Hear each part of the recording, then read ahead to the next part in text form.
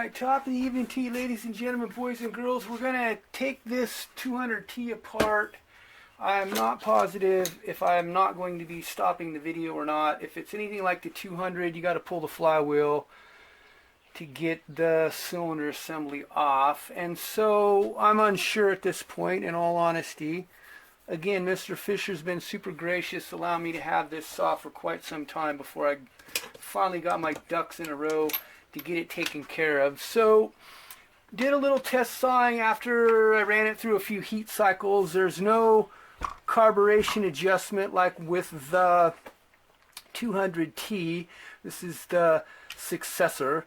So a few heat cycles and did some sawing, and then basically did some test sawing, videoed it, checking it out. I did not actually view that information yet. I don't have any idea how long it took to get through the log or anything at this point. But we're going to tear this thing apart, and I don't know how long this is going to take because this is my first go around essentially. So the first thing I noticed when I was trying to deal with the bar and chain was that I didn't appreciate this situation here with this extra little pin that goes in the side of the cylinder assembly. It's kind of a pain in the rear to get this clutch cover chain brake handle assembly together. It looks bigger than the 200T. I was talking in the video about weighing it compared to a California Special Husqvarna 335 XP. Those saws have a 45 cc engine. They weigh exactly the same, fully fueled, 8.6 pounds on my hand-me-down bathroom scales that are not weights and measures accurate. So just throwing that out there. So it has kind of a similar situation with the concept of the pistol grip and the handlebar. Similar kind of concept with how the air gets into the filter, I'm noticing. So the 200 is kind of a known quantity for being a problem with the air cleaner, letting particulates get by. Something similar to what we see with the HD2 on some of the professional grade saws. But they're replacing those with the cartridge quarter twist lock kind of stuff like on the 362, but what we see in like even in the 500i, the HD2 lets particulates get by. So I'm going to come up with a container here to store everything. If it's anything like any of the rest of the Stihls, there's going to be a lot of parts and pieces that come off with this.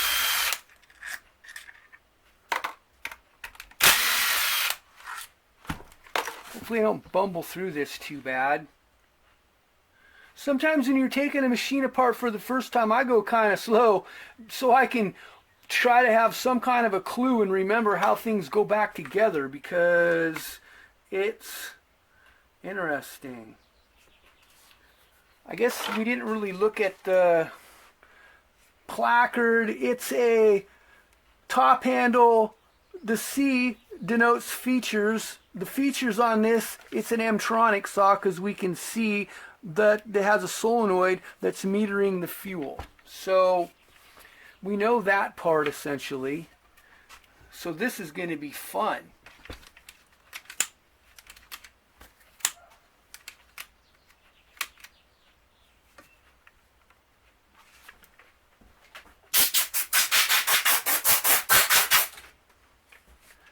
I need to take a moment here. So we were kind of talking about the M-tronic situation with this particular saw, and I was mentioning that that was going to be a fun project, and I guess essentially because the M-tronic stuff is always more fun to work on. So essentially it's the opposite of the keep it simple stupid method of doing things. Now, a lot of people would like to see things be different on the user side of the operation, but essentially the problem becomes the EPA. You can thank the EPA for all of the monkey business that's extra that goes into what's happening right now, because the EPA regulates emissions, and they're kind of nervous about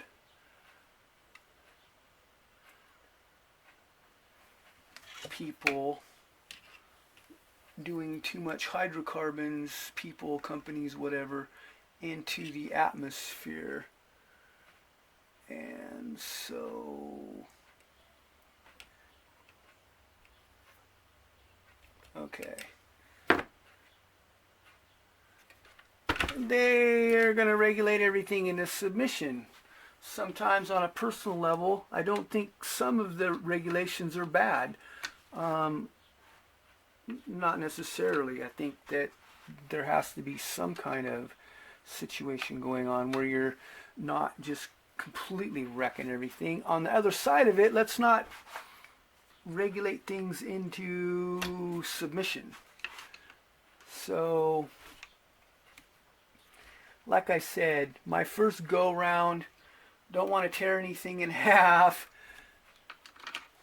Can't really see super awesome down in there to tell what the heck I'm doing. And so here we go.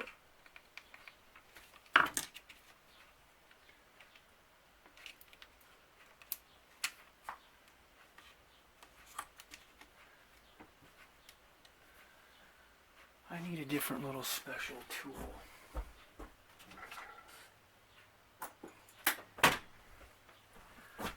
I think that the fuel line has attached itself to the nipple for the fuel inlet. Or maybe that's the fuel return. I don't know yet. Oh, the pulse, actually, now that I'm looking at it. Pretty sure this is the fuel. Pretty sure that's the pulse. Duh.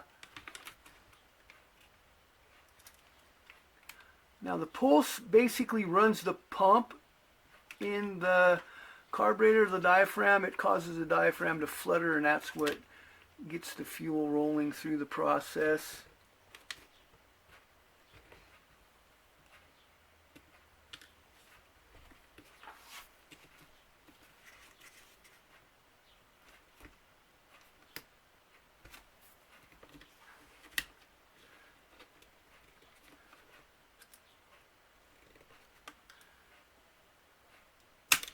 Okay, so we got it moving, and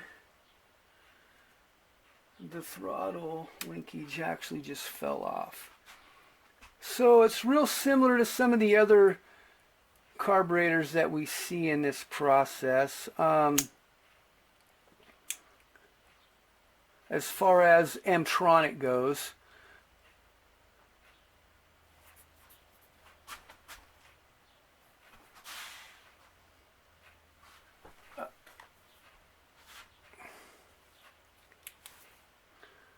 it looks like they're using a piece of molded plastic to split the venturi in this particular carburetor. 462 has a solid piece in there, essentially. And I can see that the mosquitoes are out in force here today, because it's got nice and warm, actually.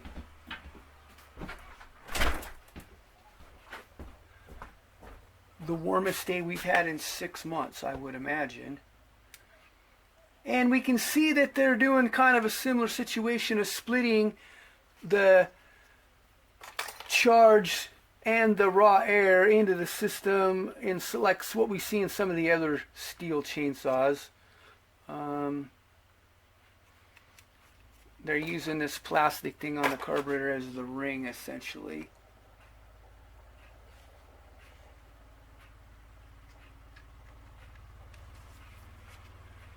And we're going to have to pause and get rid of the fuel. Okay, back on track. Seems to be a lot of stopping and starting with this process today. And so I'm curious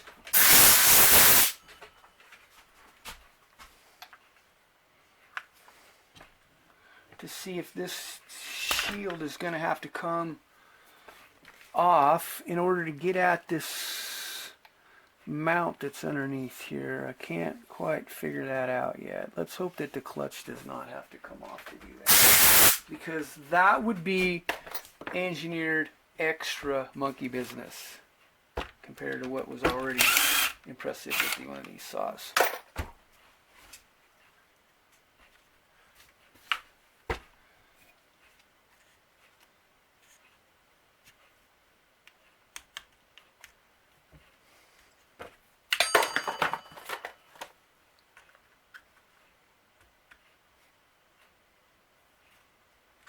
So there's a cover on this opposite side here. Not exactly sure how to get it off yet.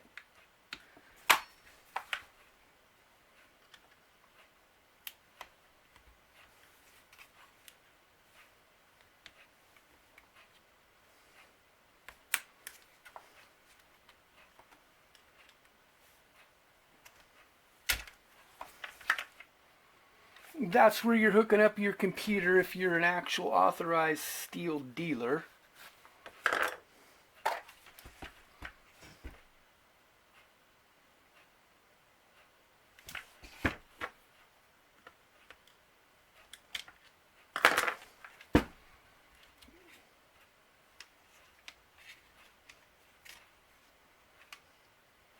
The wires are pretty good size for a little saw, which is cool.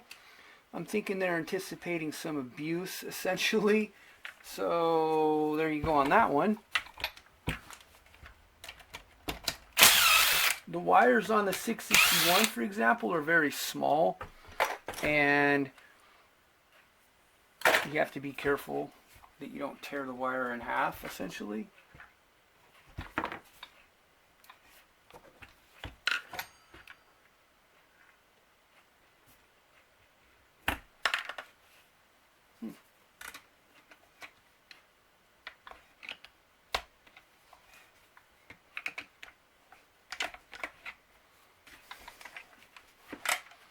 We're getting close.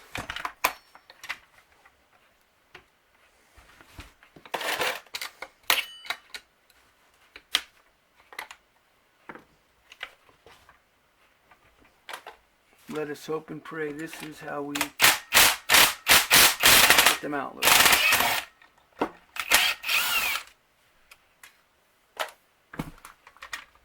Yay.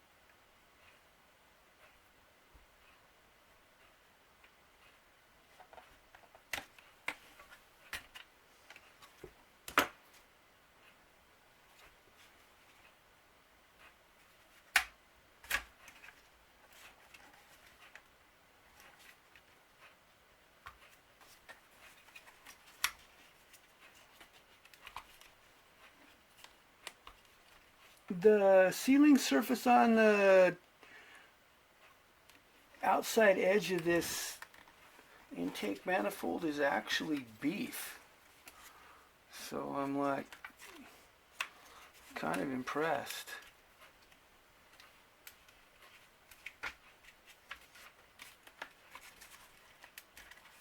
Let's see how thick it is.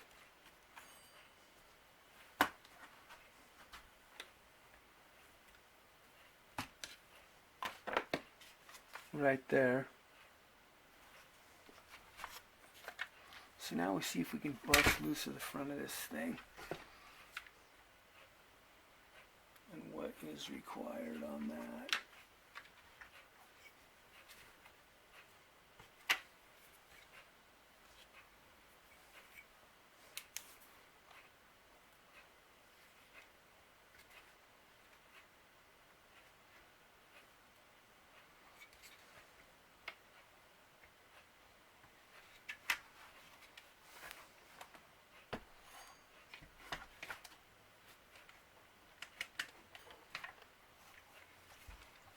Sometimes it'd be nice to have the school to be able to deal with this stuff in an expeditious fashion as I try to figure out how to take this apart without wrecking anything, and then I'm bumbling along.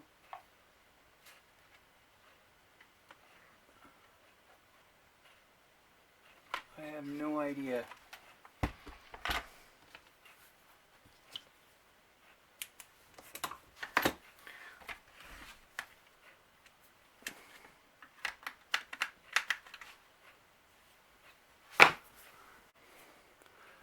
So I made the assumption I'm going to have to take the cover off the side to access how the wires are attached to the switch in here, which I think that's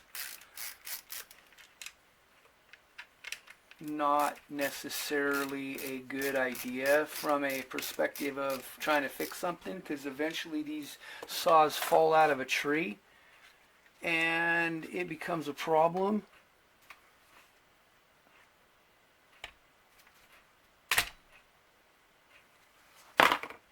And that's what the inside of that looks like. Super awesomely impressive.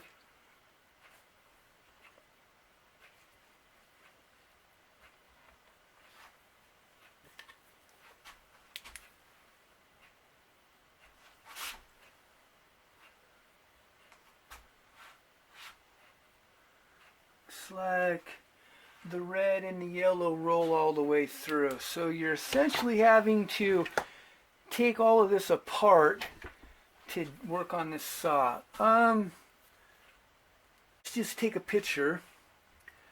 A guy's probably not going to remember this perfectly, exactly. I'd have to say I'm unimpressed if I was to actually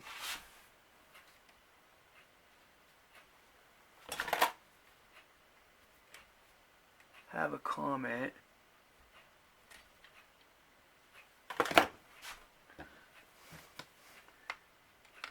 These things in cutoff saws, nobody likes to work on them.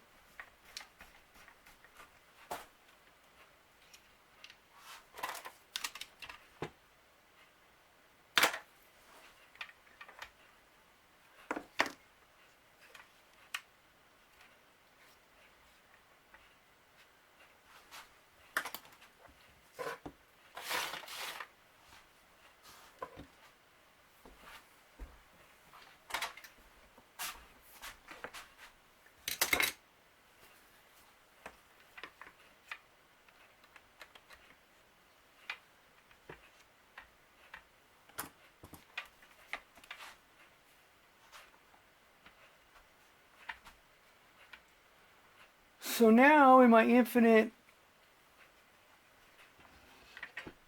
way of thinking, I'm wondering if it's going to be possible to do this saw without actually taking those wires and linkages apart. I like to keep it simple, stupid idea.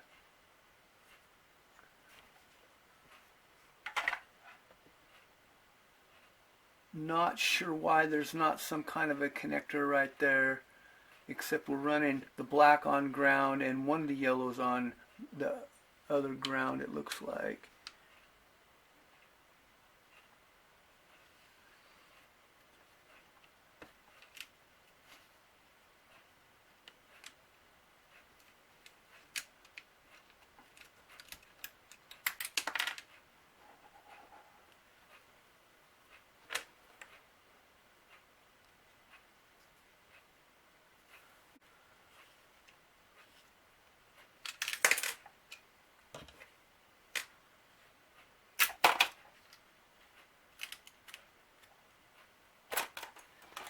Looks like she's coming all the way apart.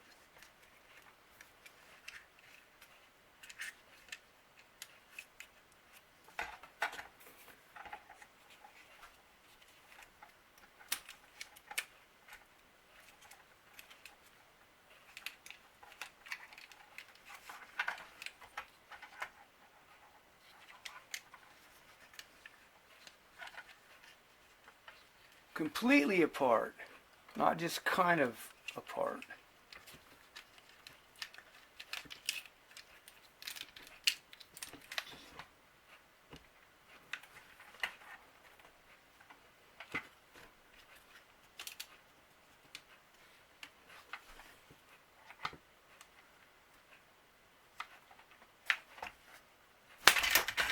Yikes, mosquitoes out in force. It's been warm for 2 days.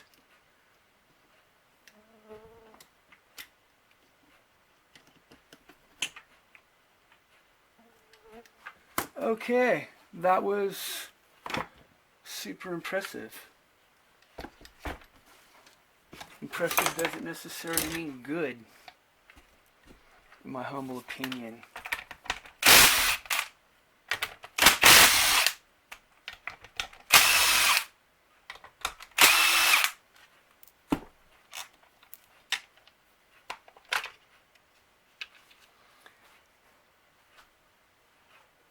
Okay, an M-tronic style controller right there. I need to check something out though beforehand.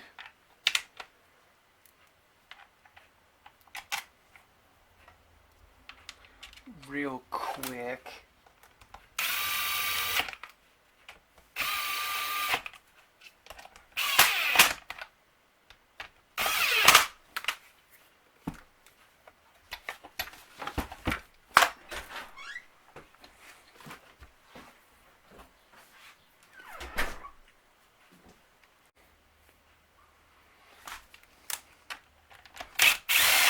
So one thing I was going to mention in this process, and I almost forgot, the M-tronic systems seem like you can't clear the cylinder. Like on the old saws you can, when you do whatever you want to do, you get them all put together and you drag the pull starter cord out at a high rate of speed. Anything that's in the cylinder is going to blow out the top of it, the spark plug hole essentially.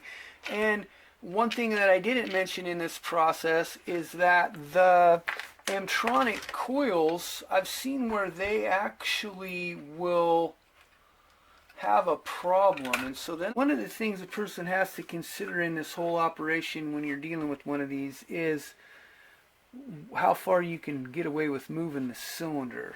And so I like the fact that they have the cylinder independent of the cases, and the cylinder doesn't appear to be the top cap for the bearings. I like that actually a lot. If we were going to go like on a personal level.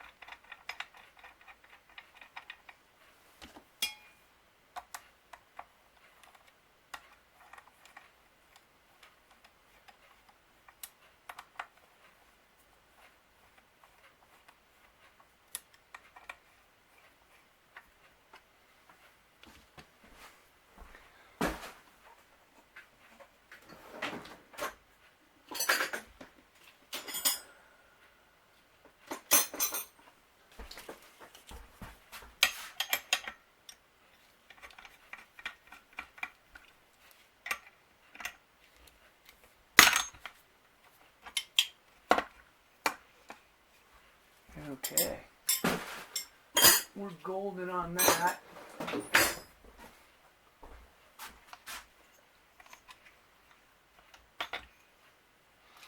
Dual magnet system that you would normally see in an M-tronic system.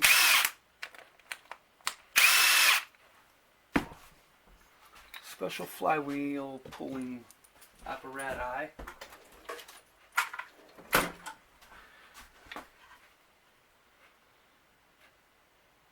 They have good seals in the 200 ms201 or 201 essentially,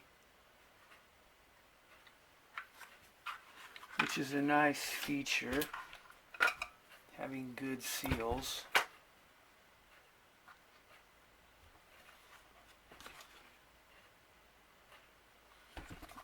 This little guard looks like has to come off, which hopefully it's not after that one has to come off. I guess we'll take the bolts out of the bottom and see what happens.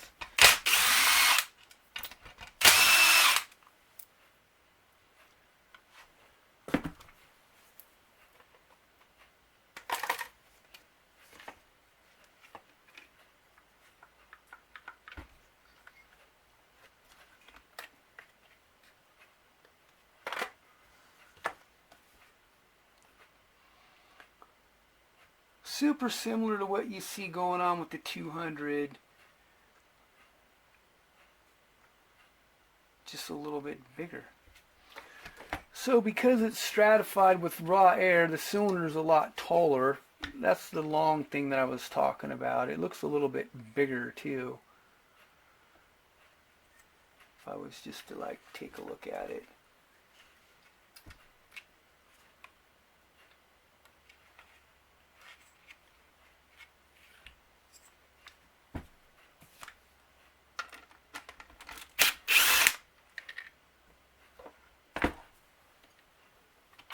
May or may not need to remove that thing.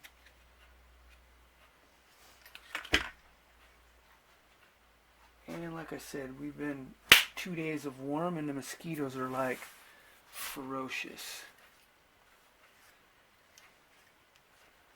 Adjusting the oiler is right there, which is kind of cool. That's actually really tricky.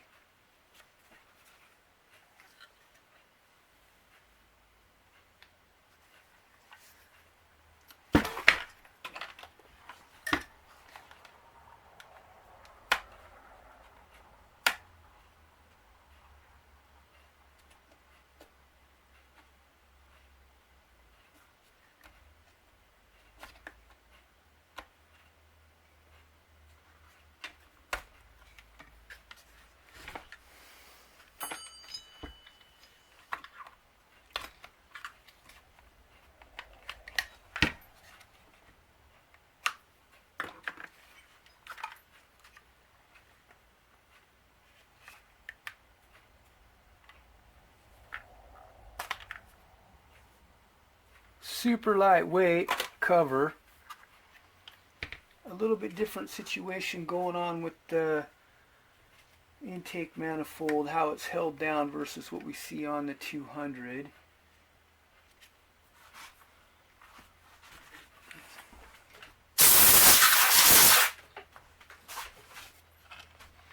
Might as well put this back on since it's not necessary to be off.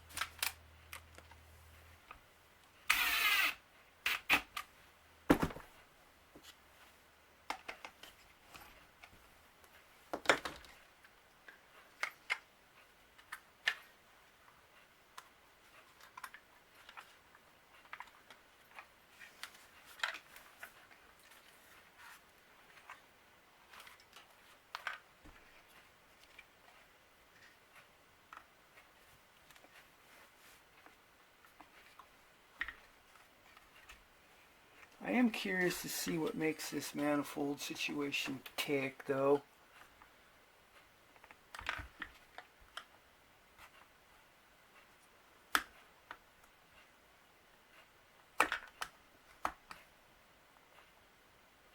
Interesting.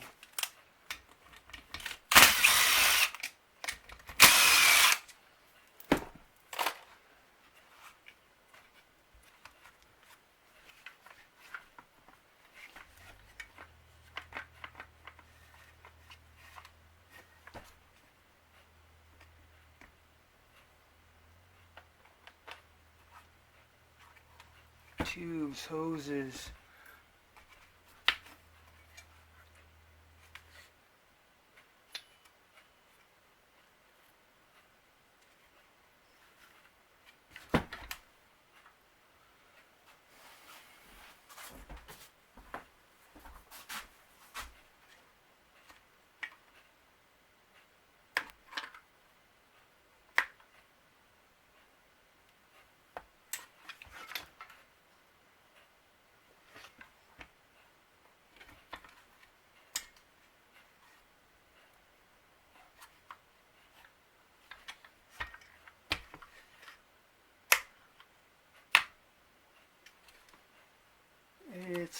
bolted on. Yay!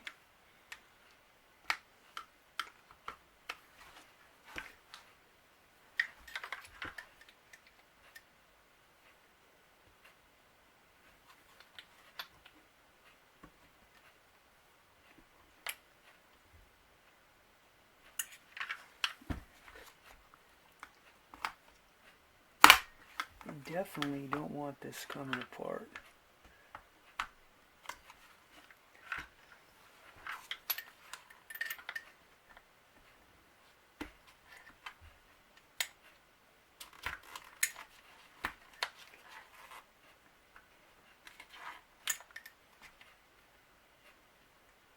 Okay.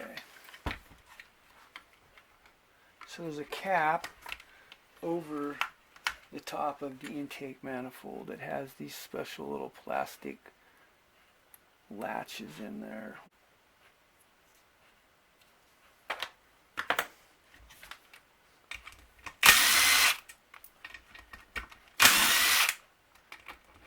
As always, in my humble opinion,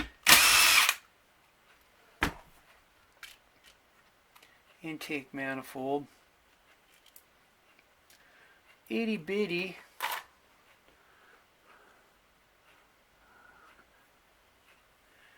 like super itty bitty.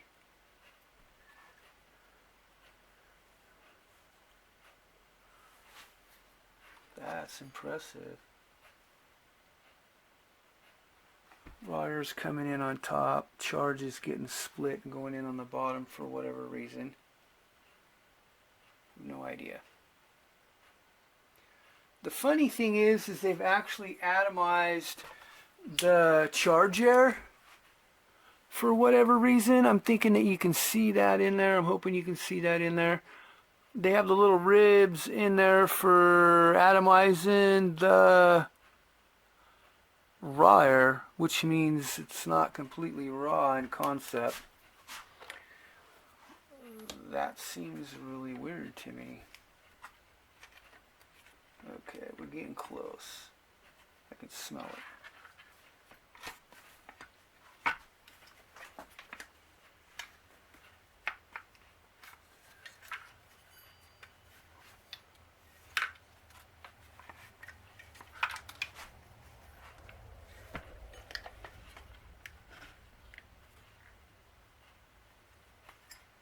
Maybe we do need that out of there.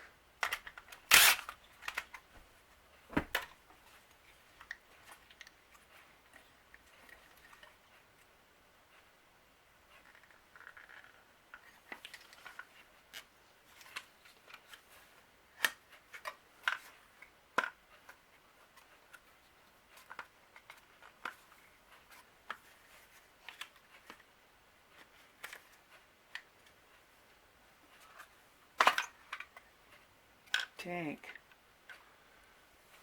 An orphan now. So again, it's got a similar concept in design to what we see in just the standard 200T. They didn't completely reinvent the wheel, doesn't look like to me.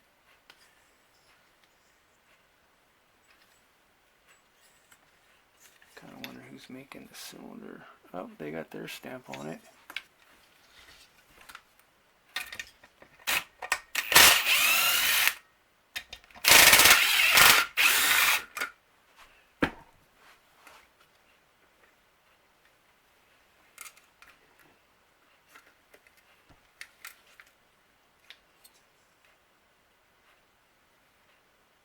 Interesting.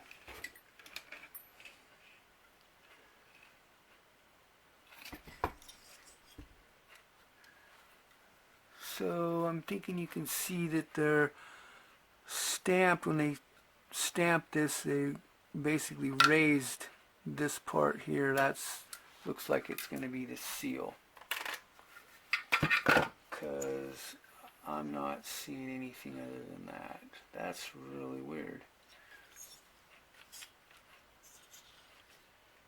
And they've got some kind of plastic thing blocking access to the head bolt here, which comes off of this, which means you do have to pull the clutch. So the opposite of the KISS method in this operation seems to be what's happening. I need a special tool.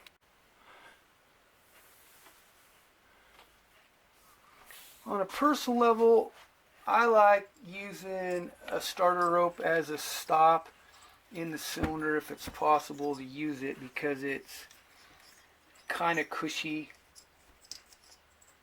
essentially. Takes up a lot of this volume.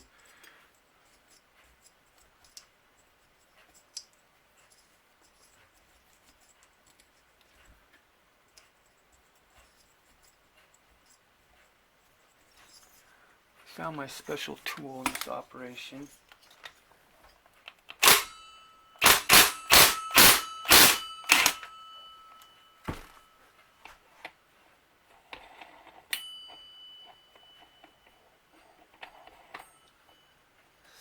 Spins nice still.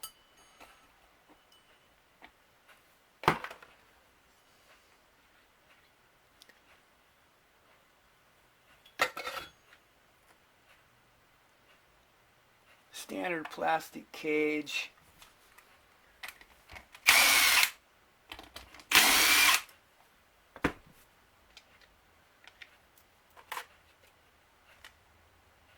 Although I'm not positive it's plastic. Okay, so now we're naked, exposed. We're going to pull the cylinder assembly off this thing, or excuse me, the cylinder itself. And then it's going to be time to eat.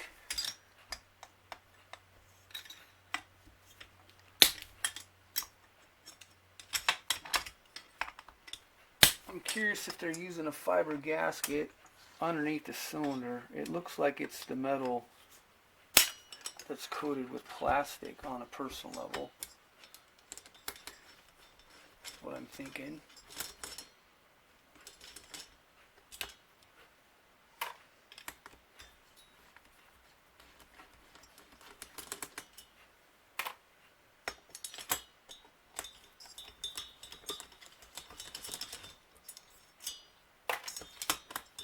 I did notice when I looked through the exhaust port, I'm not sure where it was in the saga.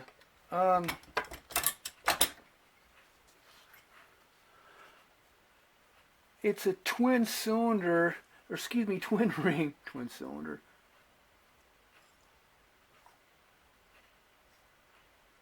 Oh, look at that little cute rod in there.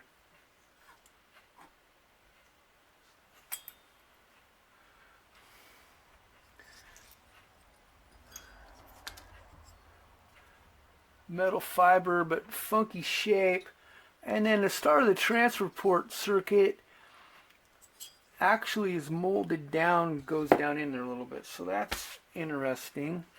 I'm pretty sure I'm saying interesting a lot. Again, interesting isn't necessarily good and it isn't necessarily bad. It's something new, but you can see they've been redesigning the cases a little bit, trying to take up volume in the bottom, it looks like, in a way, and then they're redirecting the flow. It doesn't come around from the sides, it comes through the front, like what we see in a lot of the 1 and 2 series saws. Well, 362 is kind of split into 4, but the 461, 661, 462, they're kind of coming out the front like this. A lot of the Husqvarna saws have been doing that for a long time. We're talking 15 years at least, some of their early saws. So there you have it. We've taken it apart and we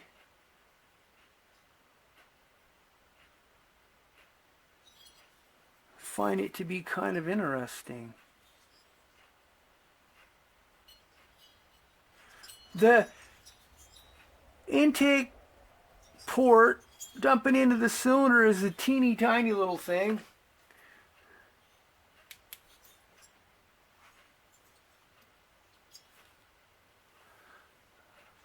thinking you can see that now. I think the light kind of puts the hurt on it sometimes. Standard quad loop with a lot of the new stuff in there. That's not scoring, that's just oil residue in there.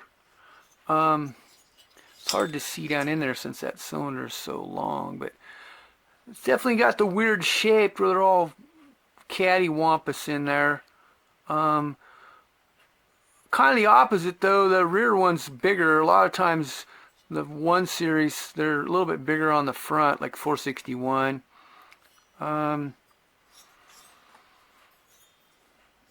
They're running hot. You're putting raw air into the system. So my suggestion, oh, and it's got a little tiny combustion chamber too. And we noticed that it's kind of, well, maybe we didn't notice, kind of beveled on that outer edge of this piston. So that's kind of an interesting concept in design right there. It's semi-domed because it's flat once you get past that little bevel on the side of the piston. And like I was talking about, the fresh air comes in right there, but the dome has got a funky shape to it. It's kind of beveled. So yeah, super interesting project. It's going to be, let's get this thing to like cook with Crisco here. We'll have to stay tuned for that part of the equation.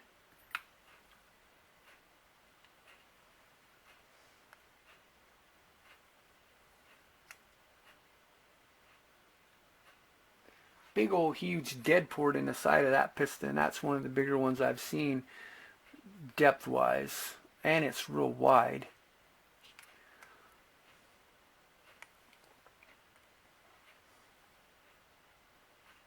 Okay, I've done my part of the equation that makes it able for me to go have dinner now, which is super sweet. Alright, so a couple things that I didn't actually address, which I'm a mere mortal and so I'll forget things on occasion like anybody else. I'm making mistakes in this process. Anyway, so we kind of looked at the cylinder, but we didn't talk about the bore size compared to like a 200T. They're both 40 millimeters.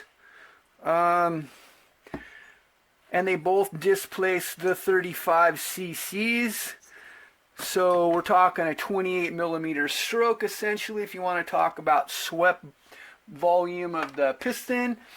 The muffler is made out of stainless. Can't remember if I mentioned that. We're several days later in this process. But they're kind of somewhat similar in concept. There's a lot less volume in the 201 on the inside of the cavity itself. So like, I thought that was an interesting concept, the way it's much bigger down here and then it's smaller as it's going out. But if we want to take a look at, it's almost impossible to see with this thing being together. The exhaust has to come out and go through this little slot and then around and then out, and it's kind of dissipating. It's going out and then it's coming out this way as well a little bit. I'm not going to take this one apart because it's going to be a super pain in the rear end.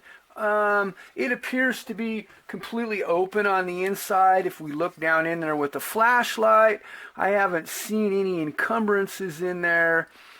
Whereas if we look at the inside of the 200, it kind of has some monkey business going on in there. I imagine that the filter has some kind of a similar situation in there, but I'm not actually positive because I haven't taken it apart yet. And I will make mention that the hole coming out is round in shape. It's the size, a little bit bigger than the size of a number 2 pencil. Not sure if you can see that back in there or not.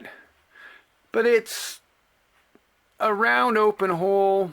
Round open holes flow a little bit better than going around corners, like with the plain 200. I guess if we were gonna take a look underneath the fire screen on this thing and see what we can see in there, we would know a little bit more.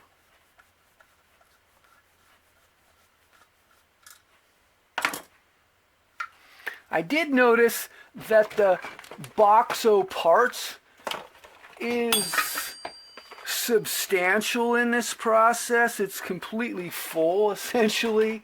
I thought that was kind of impressive. Little tiny saw, you have to take it completely apart to get it out. Well, get the cylinder out anyway.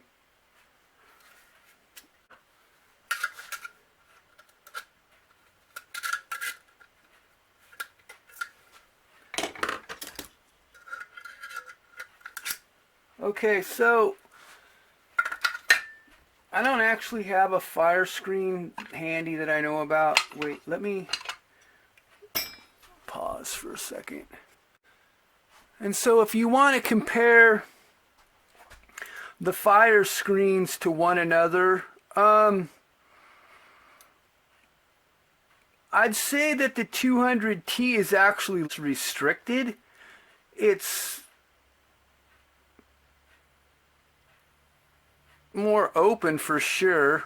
The exhaust has to go through and then neck down into a bunch of small holes. This one, it's kind of just going to blow through a little bit better. So there's some pluses to what we see here.